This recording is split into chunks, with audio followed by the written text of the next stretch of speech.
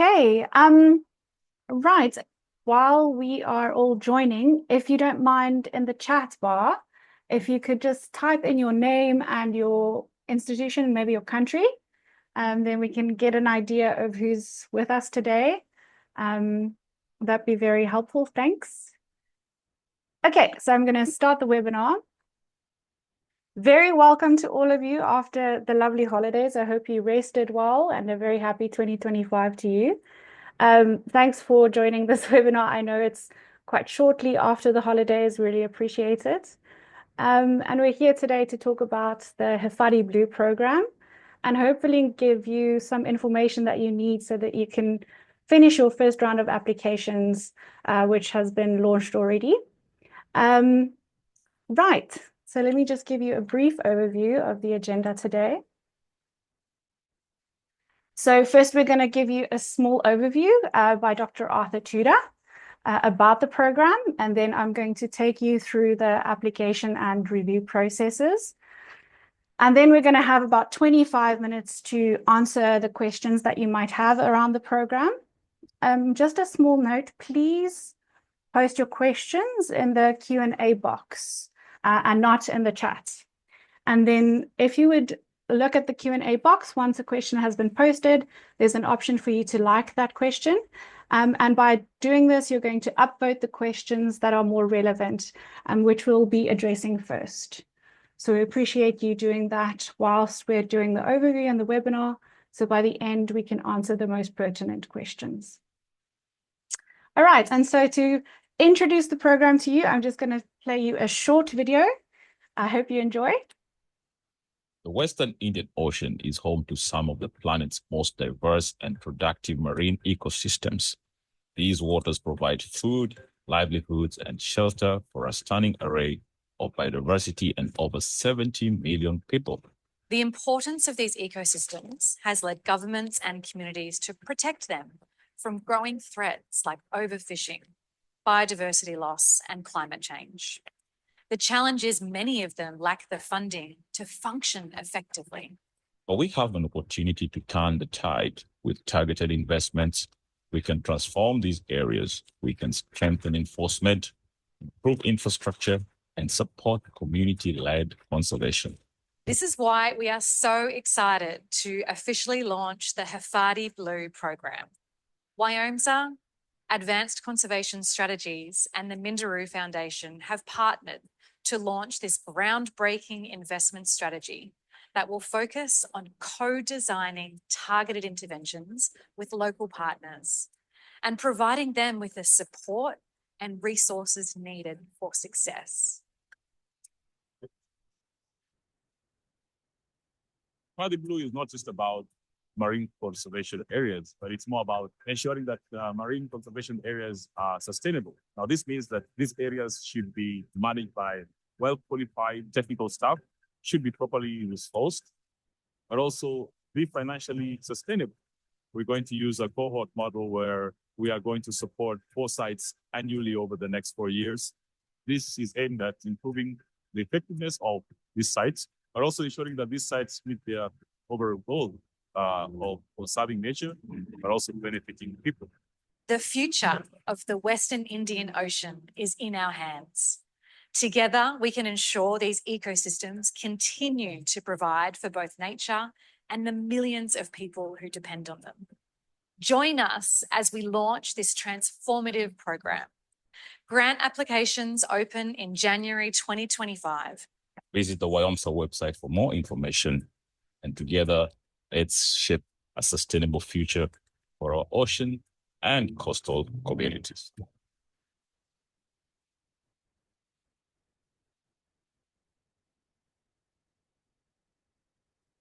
Right. I hope that video gave you a little bit of a tinkle around what the program is about.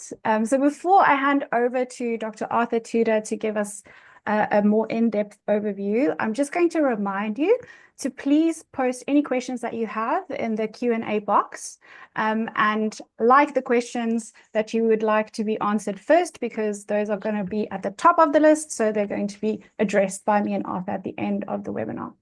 Okay, Doctor, please take it away. Thanks. All right, thank you, Jure. Thank you, participants, for joining. And I want to say Happy New Year, even though the year is almost all, I mean, the month is almost over, but it's still new.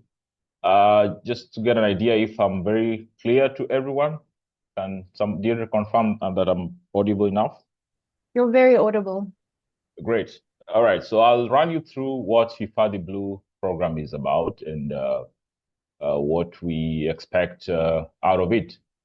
So just in a short brief, it covers, it's a program that is aimed at supporting management effectiveness of marine protected areas, community managed areas, and co-managed areas. Now, these are just the general ways that we manage marine areas in this region, but it's not restricted to only MPAs and CMAs and co-managed areas. We also have privately managed marine areas.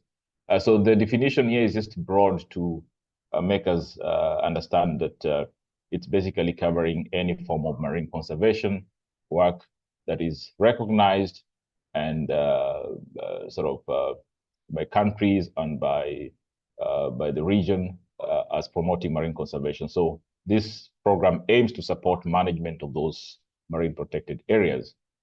The whole idea of management effectiveness is that, following a study that was done by WIOMSA and the Nairobi Convention sometime back in 2019, we found that out of the 143 marine protected areas that were surveyed, just about 40% were doing well or were performing effectively. And the main concerns were around the inputs, what we would call the resources that are required to manage these areas. And over the years, there's been very little effort to really address this problem of resourcing management of these areas. So Hifadhi Blu is a unique project in the sense that it's actually coming to support on-site management of these areas. And the way it's going to happen is that we will provide the grants needed to support that kind of activities within those sites. But the sites will also work with us and other partners who have been mentioned in this program to co-design those interventions. So unlike other ways that we've been doing things of just, not really prioritizing or not knowing what exactly needs to be supported, we're going to work with those grantees or the sites that are going to benefit from the grant to design clear interventions that will actually contribute to improving those areas in terms of management. Now, the countries that are going to benefit from this grant are listed in the presentation, and these represent countries from the Western Indian Ocean region. Deirdre, next. Yeah, so in this grant, as I said, it's going to be a collaborative process where we're going to work with sites very closely to design interventions and to ensure that those interventions are funded to be able to promote the management of these areas. So the approach we're going to take is what we call a collaborative systems approach, where we will help those sites assess their issues in terms of management effectiveness and help them prioritize or isolate those key parameters that, if supported, will actually have a bigger effect on improving the management of those sites. We're also going to conduct trainings for those sites to be able to enhance the capacity of the teams there and the rangers and the wardens in those sites to be able to implement the project in a more efficient way. We're going to work very closely with the Western Indian Ocean Marine Protected Area Network, WIOMPAN, who are actually the site managers and the people working in these marine conservation sites. So our approach is funding, but not just putting in money and putting it anywhere, but ensuring that this money actually addresses the key areas that the site really needs. And we're going to support that with trainings, but also in systems thinking, where we're going to isolate the problems together with you and your stakeholders to be able to prioritize which activities to actually fund. Next. Those are the partners who have designed this project. So WIOMSA is leading the implementation and the granting of this project. WIOMPAN are the members of the MPA network in the region, and most of them are the site managers of the sites that are going to be beneficiaries of this grant. They led the design of this program by highlighting those key areas that need to be included in terms of support, in terms of the needs of those MPAs. We got the advanced conservation systems, which is going to help us with doing the systems analysis or the systems thinking within your site. So basically, we're going to work with you at your site, and Minderoo Foundation has been the main financier of this program. Next. So how will the funding work? We have funding to support 16 marine conservation sites over the next 4 years. And the sizes of the grants will range from $50,000 and potentially reach $200,000. So a site will benefit in terms of funding up to a maximum of $200,000 in the next 1 to 2 to 3 years. So basically, the projects are expected to be implemented within a span of 3 years, but our grant period will be running for 4 years, and each year we'll be giving 4 sites a grant. By 2020, that's after 4 years, we should have given 16 sites the grants to be able to, conduct their operations. And so this model is what we call the cohort model. So it's going to be 4, 4, 4, 4. 4 times 4 is 16. And our period of implementation of the grant is 16 months, meaning 36 months, meaning that all the 16 grants should have been awarded their funding within the next 36 months. So basically, that's how it is structured at the moment. This could probably change in future with more funding, but then at the moment, we want to optimize the funds that are available, but we also want to make sure that the sites that are supported are fully supported and are able to benefit from the grant. Next. Okay. Please. You're done, Arthur. All right, thank you. Thank you so much, Arthur. I appreciate that. So I'm going to quickly speak through the eligibility criteria and the application and review processes for Hifadhi Blu. So I hope that everyone has received the concept note call, and a lot of the criteria and guidelines are within that document. If you haven't received it, please feel free to post it in the chat. We also have all of your email addresses as you've registered on the Zoom call. So I can do a little information package for you afterwards as well, that I can share with all of the registrants of this webinar. But very briefly, the eligible applicants must be a marine conservation organization or an entity that operates within the WIO. So that's those 10 countries that we listed at the beginning of the presentation. So these include local and national nonprofits, local community conservation groups, government agencies managing marine conservation sites, private entities managing marine conservation sites, and research organizations managing marine conservation sites. So very important here to note that BINGOs, which is big international non-government organizations, are unfortunately not eligible for this particular grant. So eligible sites include marine protected areas, co-managed areas, and community managed areas. The locations, as I mentioned, must be within the WIO region.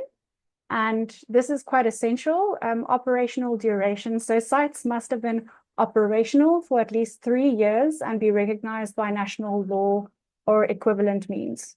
So this means that established conservation sites that are within like the first 2 years of having been established are unfortunately not yet eligible for this particular grant. But as Arthur mentioned, we're doing this over 4 years. So if a site is not eligible this year, it might be eligible in the 3rd round of applications that will go out in the coming years.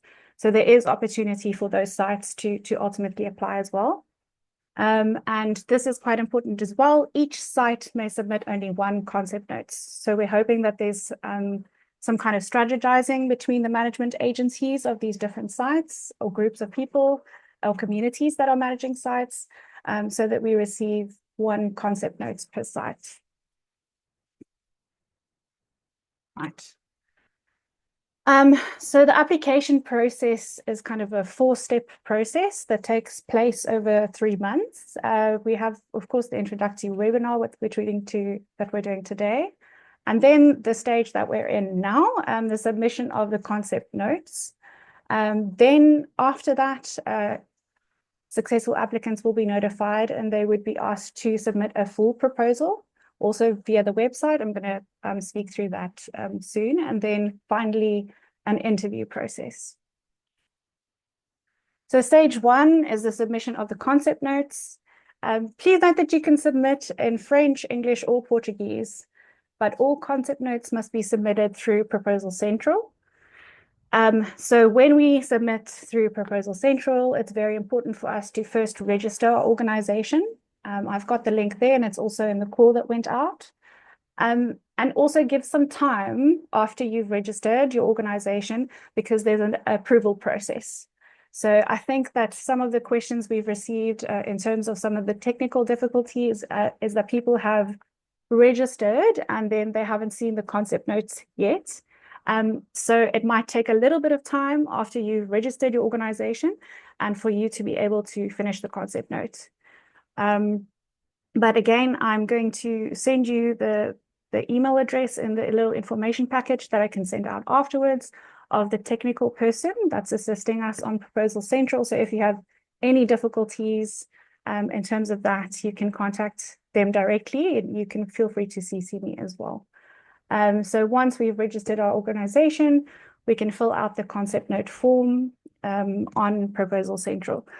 Another question that I've received is if people are able to actually download the form.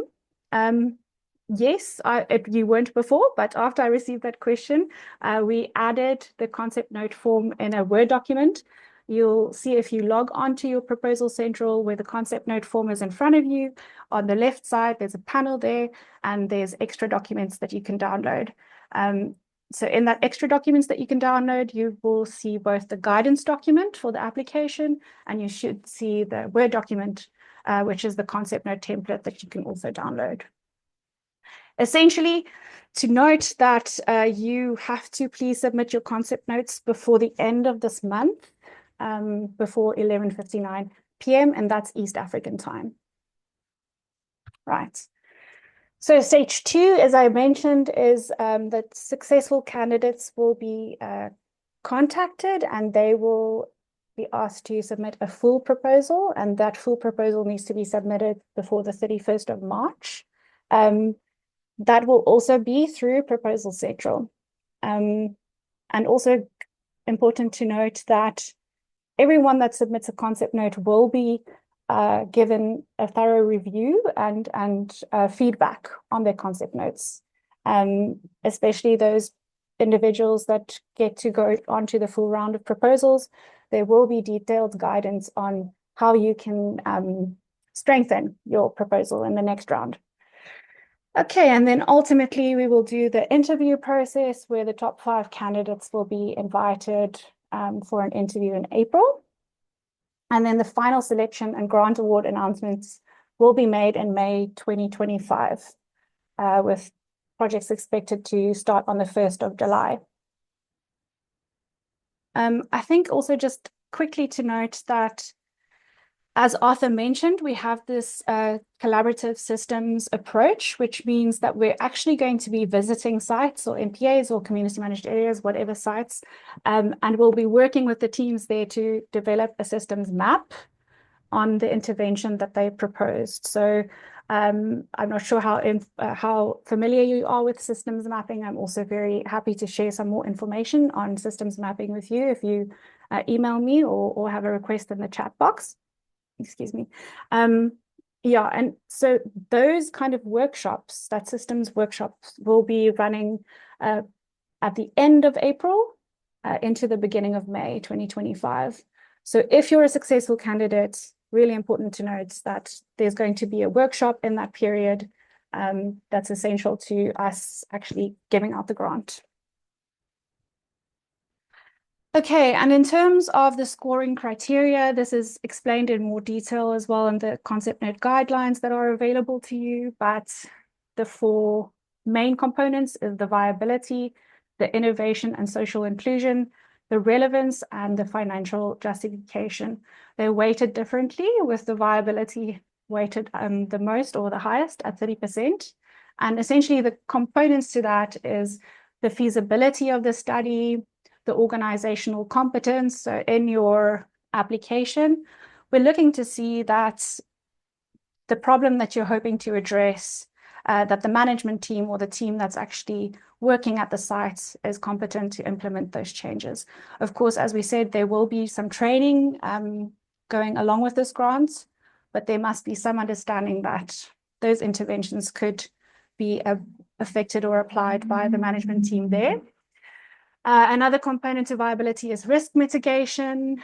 And then when we move on to innovation and social inclusion, we're looking at novelty, strategic integration. So this might mean we're also looking at kind of the higher level understanding of how these interventions might improve management effectiveness at site level, but also does it tie, for example, to some international like, for example, the GBF target 3. So kind of that strategic importance of the interventions that we're applying. Social inclusion, scalability. At the relevance level, we're looking for program alignment, conservation priorities, contextual fit, and financial justification. We're looking at clear need for the study, strategic resource allocation, and co-financing. Right, so now I'm going to move on to the Q&A section of the webinar. I hope you've been posting your chats. Arthur, if you wouldn't mind coming back online, because you're going to be helping us answer some of the questions. So the first question is by Bentu Novella. How is Hifadhi Blu defining sites? In Mozambique, we work with clusters of communities.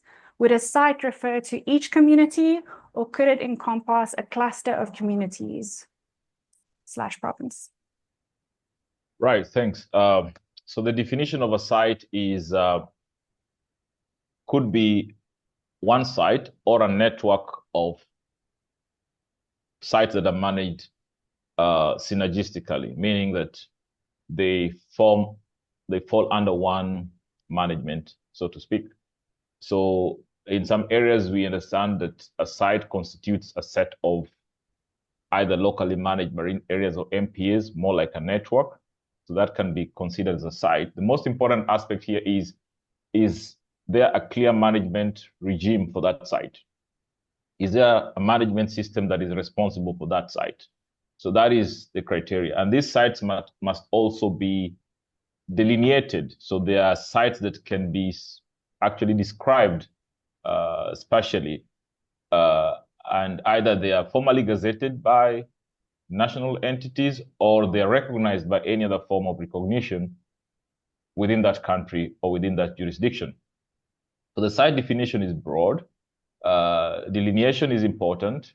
The management agency, if it's responsible for multiple dotted sites as a network, but also, so I talked about delineation, the description of the site in terms of legality and all that kind of thing. So it's a broad term, but that's the definition in terms of management authority, spatial delineation, and how the whole set of marine conserved areas is managed. So if that's clear, that's how we define a site. It must be identifiable at least, either through gazettement or through some form of legal recognition. So if that is how they're described in Mozambique, then that is considered a site. Thank you, Arthur. A second question is from Dudley. Do we have a specific format for the concept development? Yes, we do. I think you can answer that, Deirdre. Yeah, we do, Dudley, of course.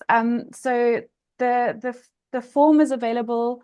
How you're supposed to submit your concept is through the Proposal Central, and that's a form that you actually fill out online. So I can share the form with the link with you again if you haven't been able to get access to that link. And there's also, as I mentioned before, there's a downloadable version now of the concept templates that you're supposed to fill in, that you can share with your colleagues and fill out before you actually submit it online. Right. One thing we would encourage people to do is register. If you intend to submit your application, please register now. Don't wait for the 30th, otherwise you'll not be able to. There's an approval process that your organization has to go through. So if you can, please register even today, now, and then because the approval takes like 2 days, and then you'll be able to submit your proposal just before, because the deadline is on the 30th. If you try to register on the 30th, it won't work for you. So please, that's just to put emphasis on the registration. 31st. The deadline's on the 31st. Yeah. But yeah. So if you try to register on 30 or 31st, you're out. Yeah. Thanks, T. Bentu Novella is asking, could you clarify how Hifadhi Blu defines a bingo? Yeah, so that's a difficult one. But bingos are basically NGOs that operate in multiple countries in our context here. They are registered in many cases, not even within the region. They are registered elsewhere and operate within the region. And they are mainly responsible for funding, in many cases, in our context here. They're mainly responsible for funding management of sites. I don't want to give examples, but this does not cover those NGOs that operate in multiple countries. We consider those to be big NGOs. So these NGOs that manage sites are those that actually are registered, preferably in those countries, and support site management. The most important thing here is that those NGOs support site management. So there's a difference between just giving funds to support conservation and actually being involved in site management. So the organizations you're looking for, whether NGOs or private or research, is their role in the management of those sites. So by management, I mean operational aspects of those sites. So if you're just a funding agency, you're not necessarily involved in the operation of those sites. Are they responsible for planning for patrols? Are they responsible for financial budgeting of those sites? We must see a very clear role in site management. So you could be a big organization, but you've been authorized or legally mandated by an agency or a country to manage that site. So you qualify. Okay. But if you're just supporting projects in multiple countries, then you're not managing specific sites. So, and of course, we understand examples of bingos without giving examples here and what a local national NGO would look like. Okay, thanks, Arthur. But if you're not clear, just send us an email directly and just check with us if you are eligible as an organization. All right, I see that Karen has her hand up, so I'm going to just allow her to address us quickly. Karen, do you want to ask a question? Morning, Deidre. Hi, everyone. Sorry, I didn't mean to raise my hand, but now that I've got the floor, I did have a question, and I'm just asking if you can see that question, Deidre. Yeah, I was actually going to ask your question just now. It's but go ahead and ask it. I don't need to read it. Yeah. Thanks, Deidre. So we are obviously in the process of filling in the questionnaire related to the concept note. And this questionnaire refers to a glossary of terms and a guiding goal in that glossary of terms. I'm just wondering where we can access the glossary of terms, please. Oh, apologies, Karen. It's supposed to be uploaded in the panel where that document guideline is as well. If it's not there, then thanks for flagging it. I'll upload it now. Thank you. Cool. I saw that Samantha is asking whether or not we can see her question. We can see your question, Samantha. I'm going to come to it very soon. Okay. Right. So Karen, okay, we've addressed your question. Next is Taryn Gilroy. One question from Mozambique, please. Would it be possible to consider extending the deadline due to the current political situation? We are having operational challenges on the ground, severely affecting our ability to develop our applications on time. Yeah, so that's a tricky question. For purposes of our timelines and the way our budgets work, it will be difficult to extend the application time. We sympathize with the situation in Mozambique. However, we work very strictly with our financial timelines, so that by July we should have already administered the first grants. What I would encourage probably is, if it's a bit difficult now to convene, the second call will be coming shortly after we finish this first one, sometime in August. So for people who feel constrained now, we would encourage them to probably try out the next call. But it will be very difficult, unfortunately, to extend the time, because then it will disrupt from our side a lot of already planned activities, because we're also working with partners from outside the country who have already planned to come and work with the sites in April. And those programs are not very easy to change at this point. So unfortunately, we'll not be able to extend the time for applications.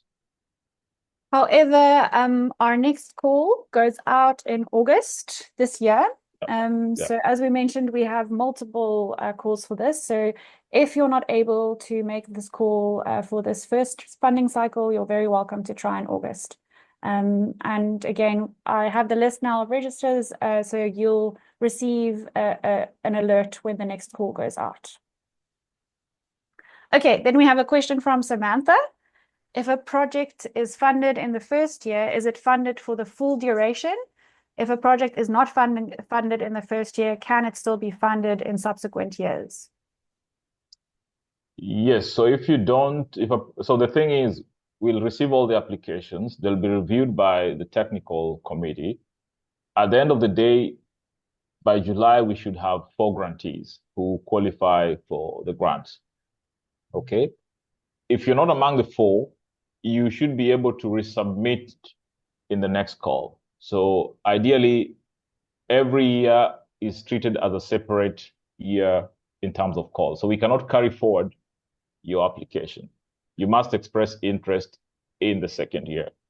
But for grants that have been awarded the first year, that money will be allocated for the next 3 years. But 3 years is just a timeline. Some might propose activities that will take a shorter period, but all activities must be done within the 3 years of the grant.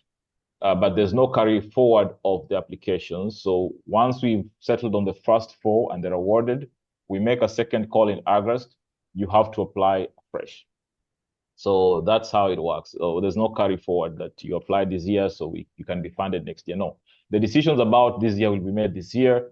The decisions about the second year will be made in second year. The decisions about third year will be made third year, and subsequently the fourth year. So each decision is treated separately as a new year. But the same site cannot be given twice.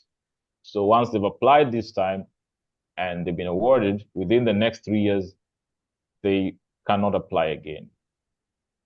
So the grant will continue for 3 years, but they cannot submit a fresh application. However, within the same country or within the same organization, another site could still apply, even if, say, for example, it's managed by a national agency and they have 5 sites. One site could be funded this year, another site could be funded the following year. So long as it's a different site. Thank you, Arthur. I hope, Samantha, that also answered your second question around if a site is funded in the second or third year, how long do they get the funding for? So they can get it up to the year 3, yeah. Okay, Elizabeth Matisia. Okay, as a master's student at the University of Nairobi, Kenya, working on research that focuses on sustainable management of the land-sea interface in Malindi, Kenya, can I tap into this opportunity? Yes, so Elizabeth, if I got your name right, you can tap into the opportunity, but you have to identify which site in Malindi is applying. If, say, for example, Malindi Marine National Park is putting in an application, you might want to have a discussion with them and say, hey, I want to be involved in this, and this is how my work can support this project. So this is not a research project.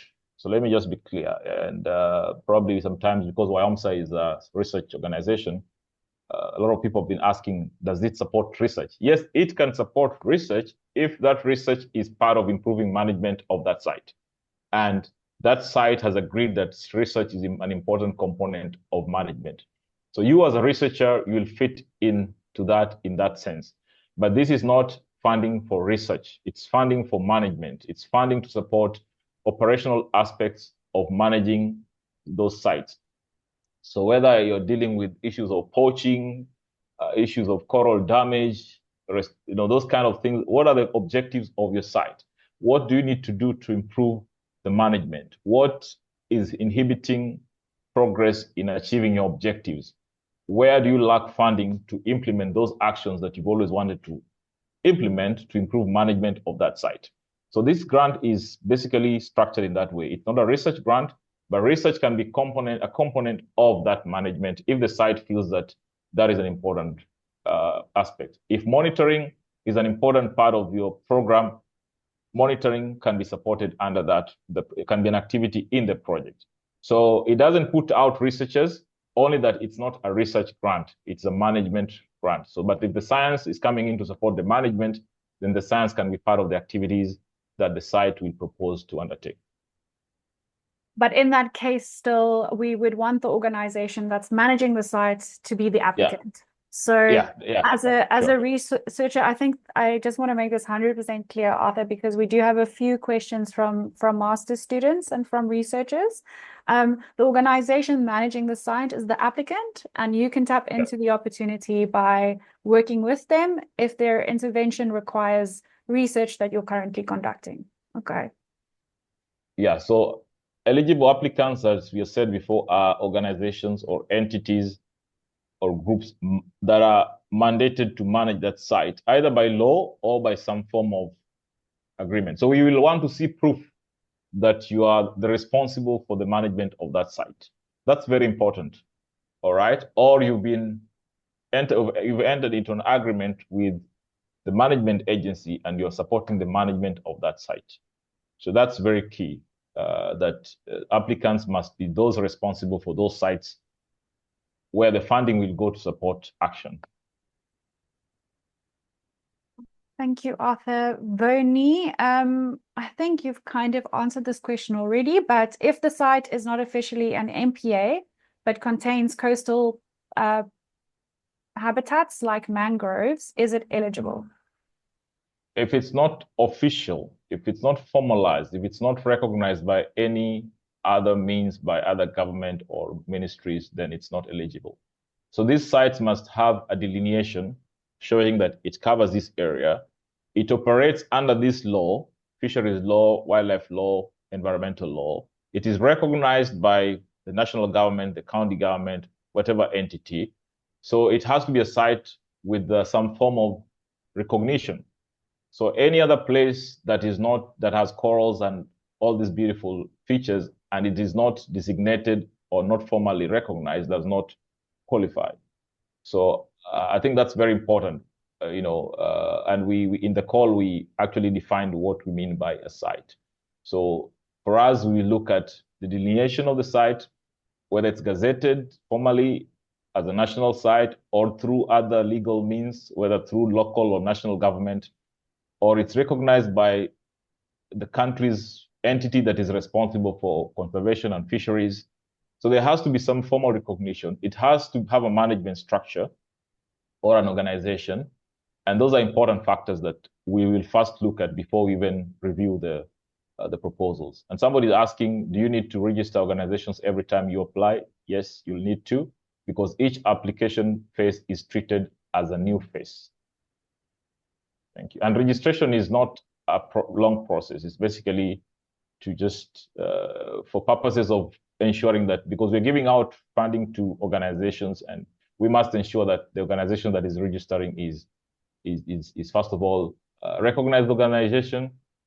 It's registered in some particular place, and it's not just a group that cannot be funded. You know what I mean when it comes to issuing of funds. It has to have some criteria. And of course, in the granting phase, we'll also ensure that we conduct some due diligence to ensure that you're fundable.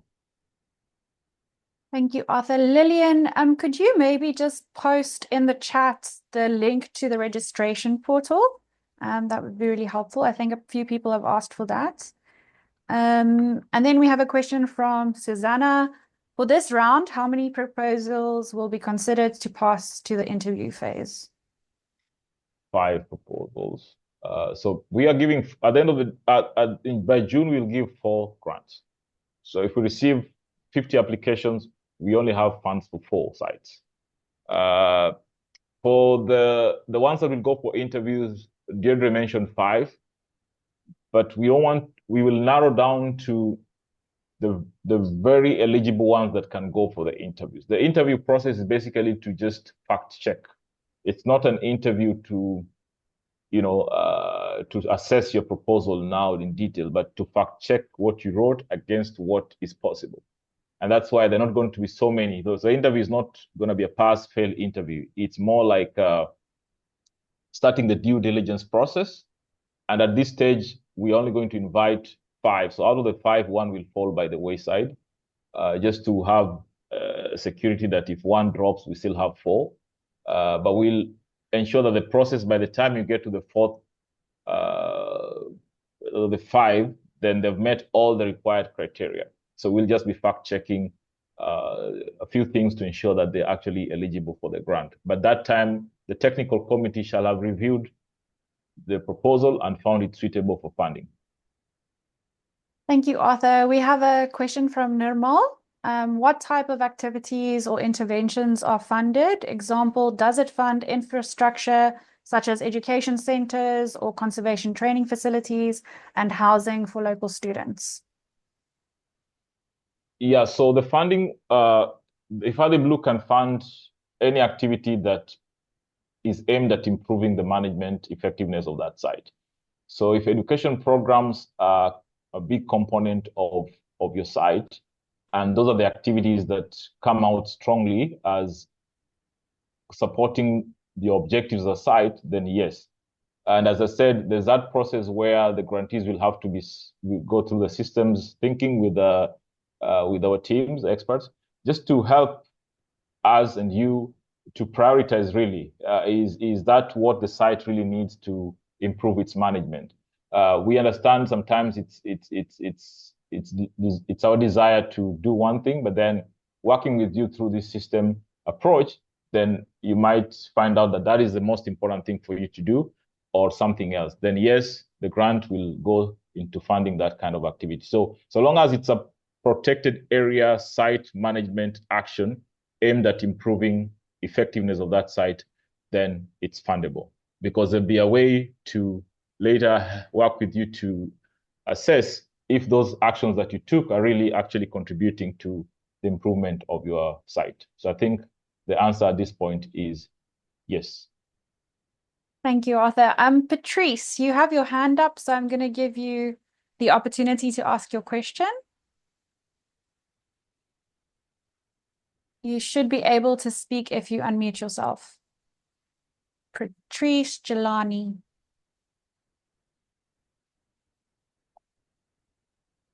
Patrice, if you can unmute yourself.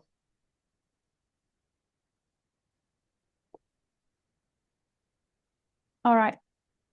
I'm going to move on while we wait. There are people asking on the chat that they can't see the questions. So you've been asked to put your questions on the Q&A, not on the chat, please. So only the administrator is able to see the questions. Okay. We have a question from Samantha. If another group is submitting for a network of sites in a region, can another group submit an application for sites within that network? So that is now more like a contradiction. So where does this network belong? So my understanding of a network is it's a collective set of sites that are managed together or collaboratively or jointly. So a scenario where two applications have overlaps of sites, then you have to justify how that qualifies as a site, because then it is expected that they would have fallen into one category of sites. So I don't know how that works, but if it's the most important thing, as I said, is that if it's a set of sites, there has to be clear evidence that those sites are managed under some form of arrangement that puts them all together. Thanks, Arthur. Steph Manables, would a site be eligible if the area up until the high tide mark is currently protected as part of a government-recognized conservation area, which includes estuaries and mangroves, known as Kutura, sorry if the pronunciation is bad, in Mozambique, and the NGO in charge of site management is seeking funding to expand the boundaries into adjacent coastal and marine areas and establish management of these areas? So this grant is not meant to create new areas. It's meant to support operationalization of already existing sites. So any attempt to expand is not covered under this objective. So we are looking specifically at managing sites that are already designated and are in operation. The reason why we put 3 years as the time when the MPA or site is eligible is because usually at the first 2 years, there's really very little in terms of management actions in most sites. They're just established, they're just setting up. And sometimes it's not very clear in terms of what actions need to be taken. At year 3, we assure that the sites, most of them have got management systems, they've got clear management plans and staff and this kind of thing, and they're able to run. So first, this grant is not for establishing new conservation areas. It's for managing sites that are there. And if you look at the grant application, it will ask you about the problem you're trying to address. So it has to be an existing problem within that site. It can be problems adjacent to the site, okay, that affect the site. Those can be addressed, but then it's not about, the expansion of into new areas that are being created. But if that is part of parcel of the management of that site, to probably include within that site some important areas to be able to achieve the objectives of the site, then that is okay. But it's not entirely designed to support creation of new protected areas. Thank you, Arthur. Okay, I think this is quite an important question. Will you be selecting organizations to fund purely based on their applications, or will you also look into providing funding across a range of different countries, which to ensure that all of the countries that are listed might have the opportunity to get the funding? Yeah, very important question. Regional balance, fairness, equity are considerations that we have put as part of the criteria that the committee will be considering. Understandably, we cannot fund all the sites in the region. For example, the WIO region has got 145 marine protected areas, over 400 locally managed marine areas. So this is like a drop if you look at it. 16 sites is a start, but if we have more than 500 sites in the region that are in need of being supported. So we will try as much as possible, and we hope that all the countries listed under the WIO region will be able to apply, at least each site, one site per country. At the end of the 4 years, we'd like to see a fair distribution of beneficiaries of the grant across all the countries of the WIO. It's a tricky balance, but I think that's the work of the technical committee that will be reviewing the proposals to ensure that there's that fairness and equity, and that at least the region is covered fairly well. So we hope that all countries within the WIO region should be able to apply. And this is basically we as WIOMSA and partners, we don't want this grant to feel like a competition. We want it to feel like really we are coming in to work with you to improve management of these sites. If 16 sites in the region have retained some high level of management in the next 3 years, that is also going to be a good thing for other sites as well, because what we're going to encourage is also cross learning between sites and between countries. So this is not just a grant for management, but even those sites that are not beneficiaries of the grant will be included in a lot of the activities that we are planning in terms of training, in terms of systems thinking. So we also encourage these sites to kind of be working together. So we want to promote that collectiveness as a region, and not to feel like, oh, this is a tough competition. We are there to support you and work with you to make sure that if you get the grant, then it's really justifiable. You deserve it, and we want to help you to promote your activities within those sites. Thank you, Arthur. We have a question from Fije Butsma. I can just answer it. She asked about locally managed marine areas, LMMAs in Madagascar, if they're eligible to apply. Yes, they are, because they're nationally recognized in Madagascar. So you can apply for LMMAs. Right, I think we've actually managed to go through most of the questions. One more question around LMMAs. Similarly, what is an LMMA? Is it a CFMA? Is it a CMG or a BMU? So it's around the definition around LMMAs. Yeah, that definition is a problem, even defining MPs, and that's why we keep on using the site area-based management. So whatever you call that site, LMMA, MPA, CMA, for us, that's important, but not the most important thing. What we want to see is the recognition of that site, the delineation of that site, and the management of that site. Whether it's an LMMA, it's an MPA, it's a CMA, it's a CFA. Those are definitions that vary across countries, and we didn't want to split it so much to create a lot of confusion. So it's you to tell us, describe your site in a way that the reviewers can be able to understand and say this is a site that is being managed as a conservation area. Thank you, T. We still have 5 more minutes, so there's just a few more questions before we wrap up. Just to assure you, if we didn't get to your question, please email me. It's Deirdre@WIOMSA. I'll also put it in the chat.